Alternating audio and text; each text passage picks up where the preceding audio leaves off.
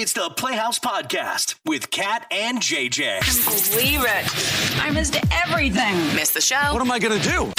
Check out the Daily Podcast. Read an email Monday morning from a listener named Jen who's dated this guy for like 3 or 4 weeks, and they've had really great dates. She's into him. He's good looking, got a good job, dresses well, but he hasn't gone beyond just giving her a peck on the cheek or a hug. And she's like, is he just not that into me? Is he just maybe looking for a friend? She really wants to advance this. So we kind of threw out to our listeners, what's the best way to go about the next move? You're going to hear that in a couple of seconds as we get the podcast fired up. Let's go. Welcome into the Playhouse. Time for some OPP. These are other people's problems. Can you help me? Can you help me? Can you help me? Hey, Jasmine, I appreciate you being on the show, and I'm sorry to hear about Dad passing, but a little bit of a bigger issue here is the money, the inheritance. You want to tell us what's going on? My mother is the one who's kind of over the will, you could say, and so she paid off my brother's mortgage and my sister's debt, credit card debt, and she took me out to dinner and she gave me $1,000, and she just feels like she doesn't have to worry about me much, and that's enough for me. And honestly, I don't think that's fair. And you know, life does go on, and I need help too. And it's a tricky situation. I don't want to make it about money, but it is about money because, like, your brother's house is now paid off. Your sister's credit cards are paid off. You got a couple of bucks and a dinner out of the deal. There's got to be a reason for this, right? Like, are you kind of like the black sheep of the family? My mother said I'm self-sufficient. She doesn't have to worry about me. So I don't know. I'm perceived the most independent. So this happens a lot, I think, with parents excited. where they just want to help out the ones that need it, and then the one that has their stuff together normally gets looked over. I'm sorry to say that this is kind of a real thing. But I get that you're like, this isn't fair. You should never wait for someone to die to get money. I've always thought that was kind of a gross thing to think about.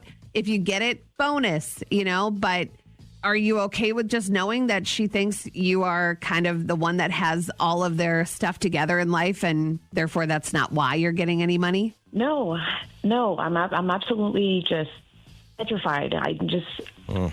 It's not enough, and I don't think it's fair. So I'm going to put you on hold because I want to know how other people have dealt with this. I guess it was just myself and my sister. And when my parents passed, it was just cut down the middle. I think Trish and I are pretty much going to be the same way, is that everybody will get a third. But I get it especially if you have a bigger family, I get it where they could look at you and be like, your life is on a good path. We need to help little brother Joey out here a little bit more. Yeah, but I think that is the first mistake, to sit there and dole out the cash the way you deem necessary. That's why when people have their poop in a group like your parents did, everything was settled. All the T's were crossed, the I's were dotted. It's nice to know that everything's going to be equal because now there's this rift. And it's not feeling good for her. I'd be curious if anyone else has gone through what Jasmine's going through.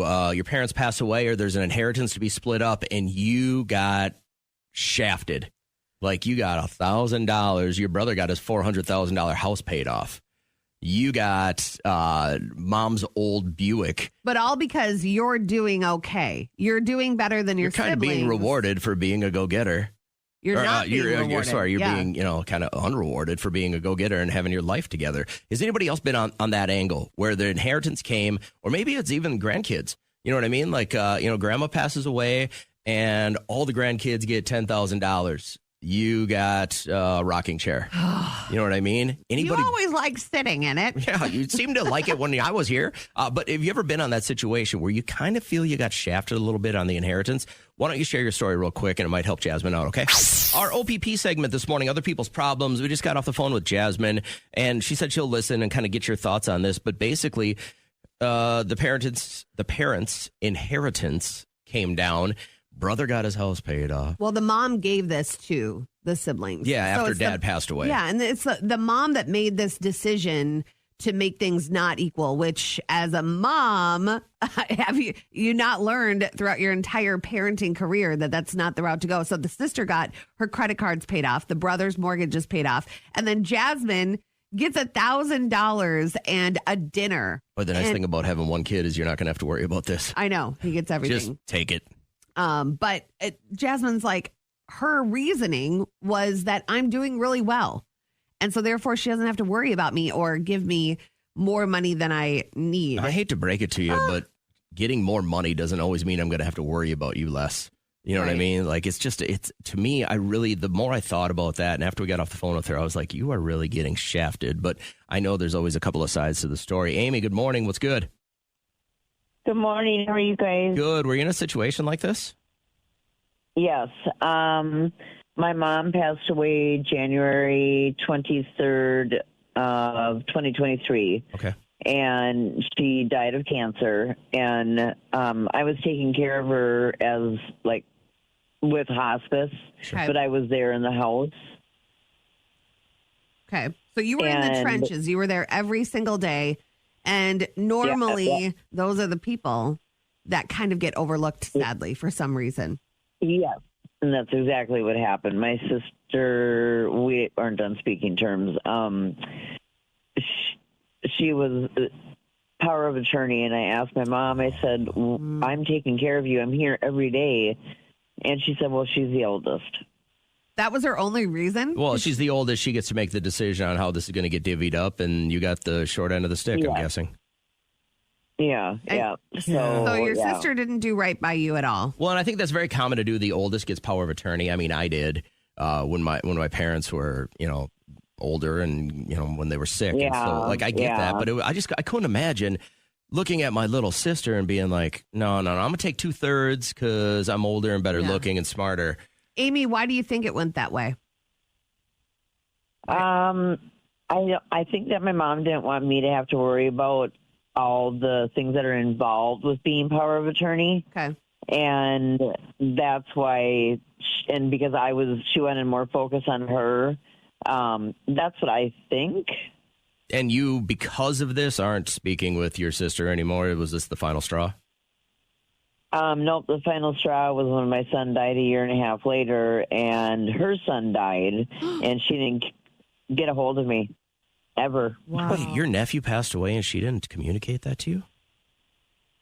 No. I mean, she did when he passed away, but she knew what I was going through, when my son passed away. And didn't reach not out. one call. That's a rough one, man. Well, Wow. I appreciate you sharing with us. I'm hoping we can get some light at the end of this tunnel. Thanks, Amy. I appreciate it. If you want to chime in real quick, you were in a situation where the inheritance came down and you kind of got the shaft. Was there an actual reason for it? So sitting at the tournament this weekend, it was halftime, and my mother-in-law leans over to me and shows me a picture of her new purchase. Now, our goal, and by my goal for her, was to start downsizing and not buying more things, getting rid of what she has. She's like an organized hoarder. Her house is very organized, but she's got a lot of everything. She's like Noah, like 2 of everything.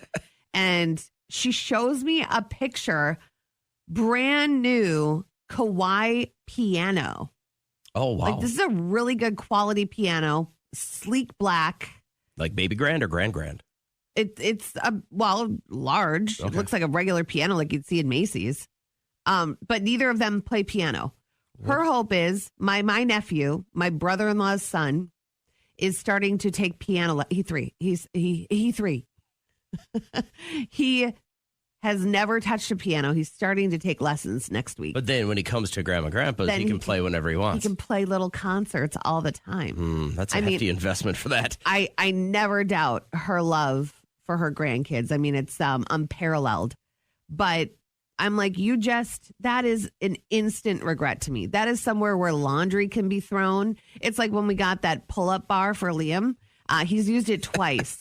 You know what's hanging on it? My dresses. Okay. Or like a treadmill. Not a good purchase because that goes for laundry too.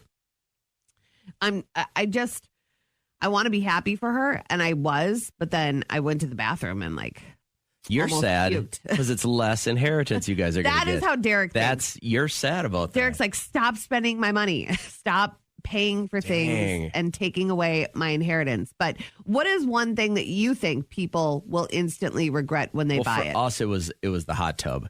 I knew you'd say that. Because it was, I don't mind. We had some nice winter nights where we'd sit out there and it'd be snowing and it'd be nice and chilled.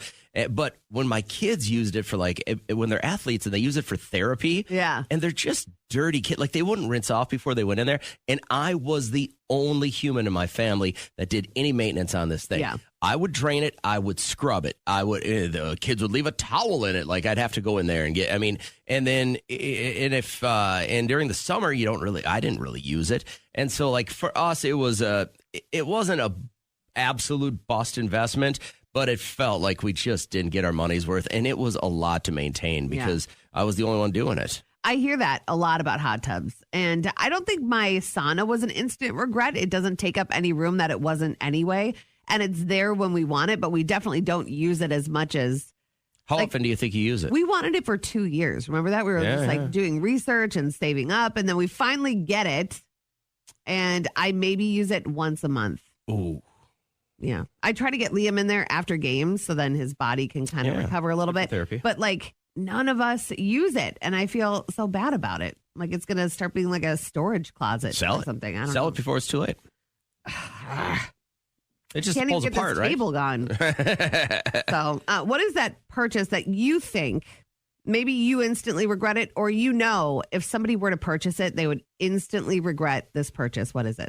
Let's get to this text. I'm excited to hear this. I don't know anything about it. All right. So I grabbed it from our texting. This is from Robin, and she wrote us, and I just felt so sad. It must have just been not a fun rest of the weekend. She says, just got back from Scottsdale last night, or tonight. So last night. And she said, went for my husband's work award ceremony. I wanted to see if I should just relax after what happened last night. And he won the award for largest sales set in 2025. He worked so hard, but he went up to accept his award and he did his speech, which he wrote out. He literally thanked everyone but me. He thanked his assistant, Devin. I hold it down. I run our household. I handle our 2 young children, support him. I have my own job. Wow. He did not say thank you. I went to the bathroom and I cried. I was so embarrassed. What do you guys think? Oof. Robin, I think that if he wrote this out, that message was quite intentional. Wow. He put pen to paper. Who doesn't thank their spouse and then first? Between the pen and paper and the podium, had time to say, oh, snap. I forgot to say at the end, and the most important person that helps me achieve my goal of largest sales set, Devin, for getting me my Starbucks. Thank you so much. I would cry when I read this.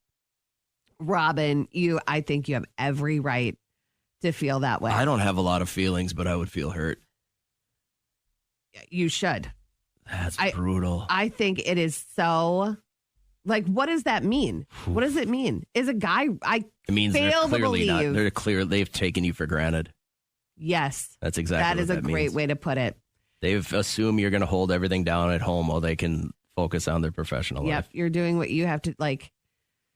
Man, I would never tell someone, Robin, go to a lawyer and get divorced today. Obviously, I don't things think it's can be a worked divorce out. Thing, but counseling. You know what? And we all know this guy who makes all the money in the family, or the majority of the money in the family, and just expects everything else to be run right. Yeah, because he's the bread earner. This is such a 1950s mentality. Doesn't know how much it takes to make it happen. All the while, she has her own job, career. And then handles 2 young kids. He comes home to a clean house. And you bring her on vacation for this. I wouldn't feel hurt if you and I won a major award and you didn't thank me. I wouldn't feel hurt. No. You wouldn't feel a certain way? Well, no. I would feel it's just you being a smartass. That's actually trying to, I want to get thank me fired up. Me. Everybody, our engineers, all of our callers. No, but if it's a husband and wife thing, though, if my wife wins a major award, And she doesn't, and she's like, thank you to Reagan and Peyton and Nolan. You're the best family in the world. And I don't at least get a wink. Whew. Right. That's a tough one to go home to. I don't know. What would you do if this happened? I will not say divorce. That's wild. That's very that seems drastic. extreme. Yeah. But I do think that conversation has to be had because there's something going on. That was so intentional. There's no way he can say, I totally forgot. How could you forget you're with her? I bet we have listeners that have been in the same spot too. I would love to hear from you real quick if you've been left out of a thank you. I hope or we don't. This is a kind of a situation that you've been in. We've got email. It says, hey guys, I've been, and this is from Jen, and I'm changing her name because I want to try and create a little anonymity here. Hey guys, been hanging out with this guy. He's great. Not only good looking, dresses nice, but also has a great job. Best of all, he actually listens and is interested in my opinion on things. A refreshing change of pace. But our relationship seems to be stuck in neutral. We haven't even gotten physical yet, and it's been a few weeks. I just got a hug or a quick peck on the lips. I'd like to think I'm attractive, but now I'm starting to think maybe I'm not, or I just don't turn him on. That would hurt. Otherwise, everything is awesome with this guy. So here's where I would love to get your thoughts. Do I bring this up to him and just come out and ask about his feelings towards me? Or does anyone have any advice? I don't want to drive him away. Thanks, Jen. It's a little early to start working on relationships. Well, if you're a few weeks in and you've had a bunch of dates and you don't even get like a How many dates can you have in 3 weeks? In 21 days, how many dates can you have? 6? You do Fridays and Saturdays? Even if it's just 3 and you're not at least getting to some like heavy petting. I don't know. I'm getting the sense that maybe he's backing off. I think he's gay. And If she's good looking and he hasn't made a move yet, that makes him gay? What guy doesn't make a move on a hot chick after 3 or 6 dates? Someone could be so attractive, but then completely turn you off by maybe harping on you or just not having the personality that you thought that they were going to. Sounds like their personalities are getting along just fine. I don't know. I have never been one to be desperate. I hate when women get desperate. It's like once you have the feeling that maybe that they're not into you, there are so many people in this world. It's wild to think that this person is the only one for you. Yeah, he might be hot. You might be attracted to him. You're like, I like having this on my arm. But if you're already 3 weeks in feeling like he's backing off, it's probably... I mean, don't girls reason. get that feeling? Like if a guy doesn't at least make a move for like a heavy kiss at the end of the night that he's not that into you? Wouldn't you get that? Wouldn't you get that feeling? But they were hot and heavy? No, they never have. They've been hot never and been heavy? physical at all. Maybe he's just being polite. Maybe he is respecting your boundaries. Some men do wait for the woman to give more of a sign, like, let's take it to another level. Brian texted in, he's either gay or slow. He's not gay or slow. I think he's just... You think he's respectful? I think he's being respectful. I want to get your thoughts on this. What would you do if you were Jen? I mean, what's the next move she makes? Does she have to make the move? Does she have to be like, all right, my house, pants off? I mean, is that the move? Some men need that. And I think as the generations go on, more men need it. Kelly, good morning. How are you? I'm good. How are you? Good. We were talking about this email we got from Jen, and basically just to recap it, she's dated this guy for about 3 weeks. Great looking guy, good job, super nice to her, but nothing has developed physically. And she's like, do I keep pursuing this? And she doesn't want to be overly pushy. What would you do here? First of all, I think we need a little bit more information. What type of banter? What kind of, I mean, it sounds like there's good communication, but is there, I mean, she's a girl. Guys and girls are either only talk as friends or there's some type of flirty banter. So if there's some type of flirty banter, then maybe he's just really respectful and maybe he likes her enough that he doesn't just want it to be a physical thing. He could be a decent guy. I mean, imagine that. But who doesn't make a move after 3 dates? If a guy was really, really into you and you were into him and he didn't at least try and give you a good, long, good night kiss, wouldn't you think something was up? Yeah, I would have some concerns. You're right. That's why I said we need more information. I mean, Well, we got what we got. if the banter is not flirty at all, and that's the case, I would say absolutely. There's definitely something to be alarmed about. I'm honestly tripped up on you guys expecting so much after 21 days. And then you went from 6 dates to now 3 dates. Well, it could So be. it's like, Well, I'm thinking maybe if he's just doing Fridays or Saturdays. I'm not expecting anything. That's not what I'm saying. What I'm saying is that men and women, and if you like someone and it sounds like that they've had enough dates that they've gotten to know each other, she feels real comfortable, and there's not some kind of physical chemistry, then you got to think about there's something, Ray. Either he's really respectful and a good guy, or maybe he's just not that into you. But if he's taking her out and paying for dates. Right. That's where I would be like, I'm not going to spend my money if I'm not pursuing something here, right? Exactly. Yeah. if something is not working your way, you got to try something new. And then there's your answer. If she maybe is more forward and says, you know what, I think tonight I'd like to hang out at my house with some wine. I think I'd like to get to know you even more, like insinuating where she wants it to go. And then if he doesn't do that, then there's your answer. And then you can move on. Hey, Kelly, thanks for the thoughts. I really appreciate you calling us right away. I want to talk to Brianna here as well. After you're hearing this email, what do you think? Hi, I actually love this one. Okay. So I think her feelings are very valid. I would see how she would feel maybe undesired because he's not showing that he likes her in that way. But I would say make the first move. Yep. Don't be shy. Guys like that. And also communication is key.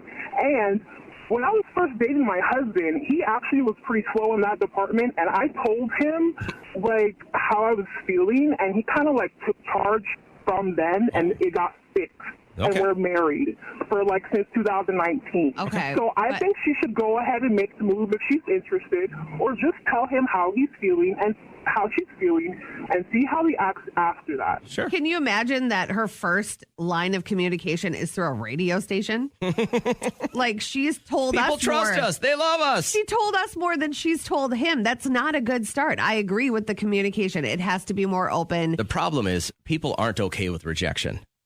Like, and I am. Well, then don't date. I had been dumped and said no to so many times. It's not even a thing in my life anymore. You're afraid of that big matzo ball hanging out there. Like, I'm really into you. Let's push this a little bit more. And then they go, well, I really don't look at you that way. They're not prepared to handle that. Brent, what are you thinking about this, man? I think she should go for it. Make a move on him, Okay. Heck, my girlfriend, she made a move on me, and, we've been together ever since. It's going on almost a year now. Yeah, see, there it is. Yeah. So maybe these gender roles that had been, well, a guy's got to make the first move. Maybe that's absolutely over. I don't like that.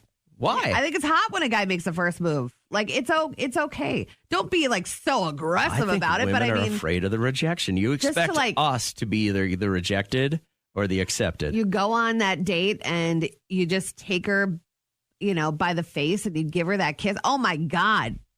It'll just melt. Why can't she do that? So no. Joe Dirt is, I just think it's one of the best movies ever. It is a good one. And You're so my sister. I You're my sister. tossed it up on socials just saying, is there a movie you could watch every single weekend? And without looking at these, Kat, I want to see if you agree. These are what a lot of our listeners are saying. Okay, name them off. These are movies you could watch every weekend for the rest of your life. Say theirs, and then I'll tell you mine because it's a feel good. Grumpy Old Men. It's a good one. Ricky Bobby. Meh. Wow. Dazed and Confused.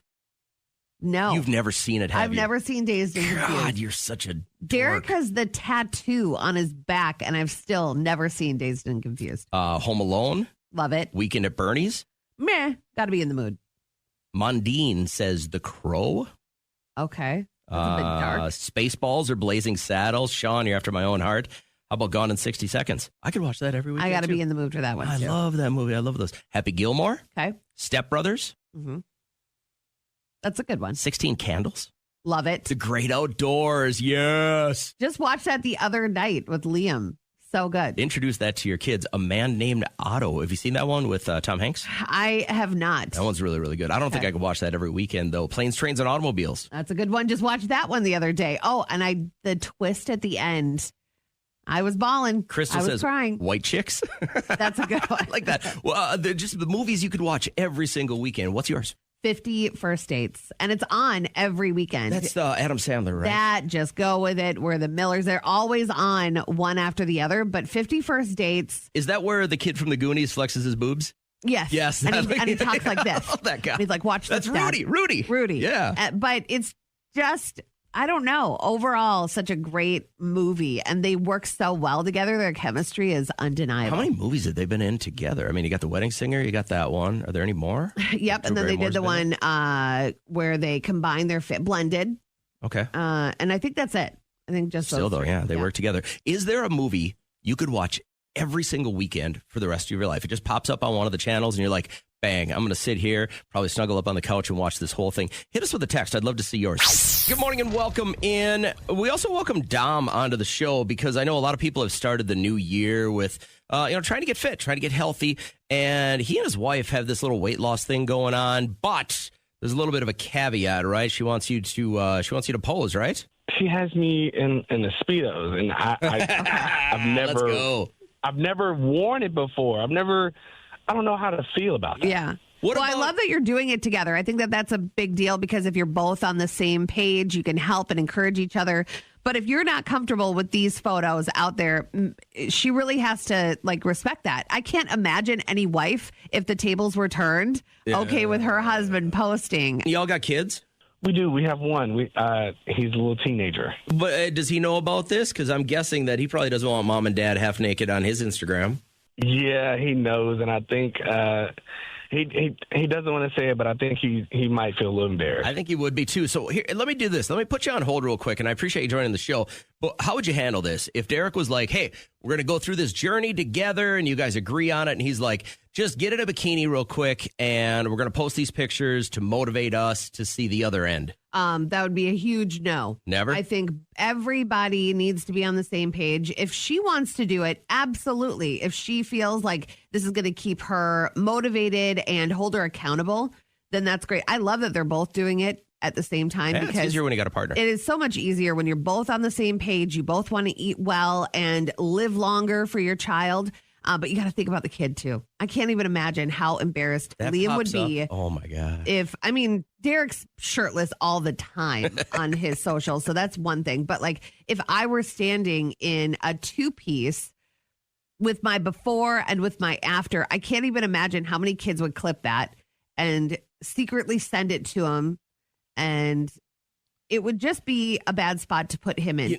I don't even mind taking the pictures and archiving them until you reach your goals and then say, yay, look what I did. But you decide. This is your body. I know that, she wants to show off your progress, but this is a very personal journey too. You're doing this every day for you.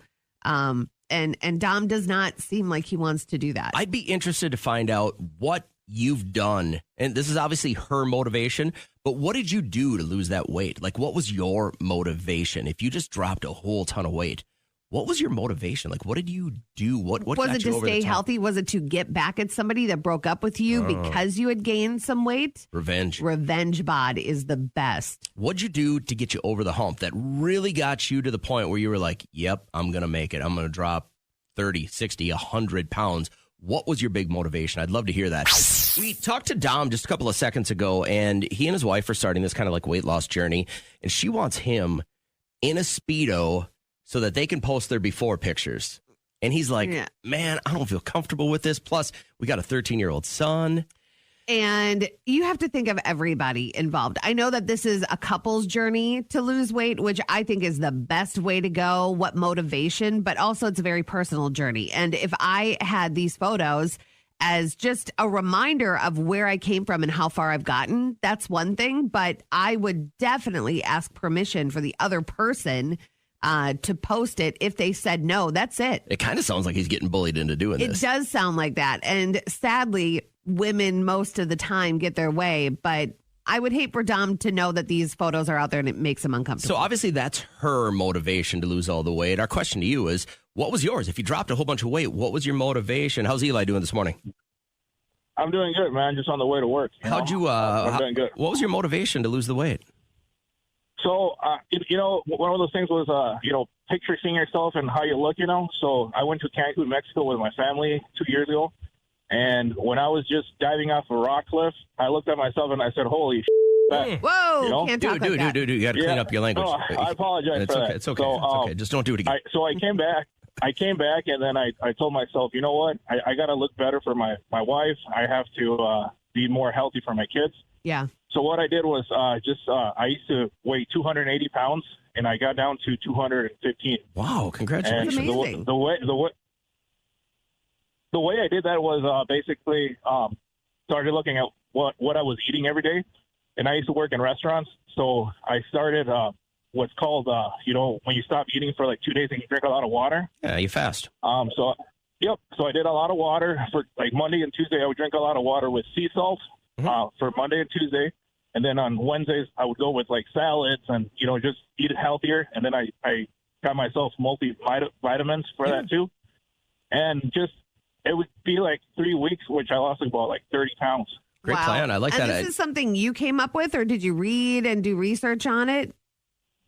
So here's the thing. So I went to the doctor, right? Because my wife, she's like, hey, why don't you go to the doctor? Maybe see what's going on. And I went, but the doctor would, I think I was going to get diabetic. And when he instantly said that, I used to play sports back in high school. And I said, I think you're better than this. Just work out, try to take care of your body how you used to back in high school. And that's what I did. I just kind of went, multivitamins, drank a lot of water. How long did it take you to drop this 65 pounds, man? About a month and a half, man. Wait, month and a half. What? Wait. That is wild. You dropped 65 pounds in 45 days? Correct. Yep. That's bananas. And just by doing Mondays and Tuesdays, just water. You know how many people are writing this down right now? Hold on. So, okay, Monday, Tuesday, water and sea salt for electrolytes. Then salads, multivitamins. Okay. Yep. And then the weekends, I would go walking with my kids, or either just, go on a bicycle ride. And then I would do the same thing every week, So then I watch my calories every week. I made sure I didn't overeat. I was watching everything out. So just basically leave the soda, all the candy, anything that you think is super delicious. Yeah, everything that you love and you enjoy, don't do it anymore, and then just go your route. And best of all, right now, today, after you drop the weight, explain how you feel.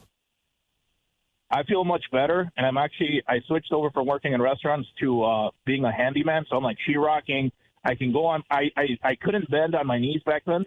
Like, it would hurt so much. Like, I would just tying my shoes and telling my 6-year-old daughter to time for me was just that. That's what it took. Oh, dude, I love your story. I do too. Yeah. I love your story, and I don't know how many people will be successful on that. Something triggered in him where he was just like, I want to be like my old self. I want to be there for my family. This was self-motivated, awesome. which a lot of people can't do. So I think that is really admirable. I love it. Hey, Eli, thanks for calling, man. I really appreciate your story. This is good for a lot of people. Yeah, and sorry, just to add to the story, the first 2 weeks is going to be the hardest. It's going to go on your mindset. It's going to be different. You're going to feel different. But after hitting 2 weeks and just keep doing what you're doing, you're going to feel it. Awesome. I'm so glad you joined the show this morning, man. Hey, I hope you have a great day and continue to good luck on this. All right. Appreciate it, man. You get to. That guy was amazing. 45 days, though. That's crazy. That is crazy. Is it encouraged?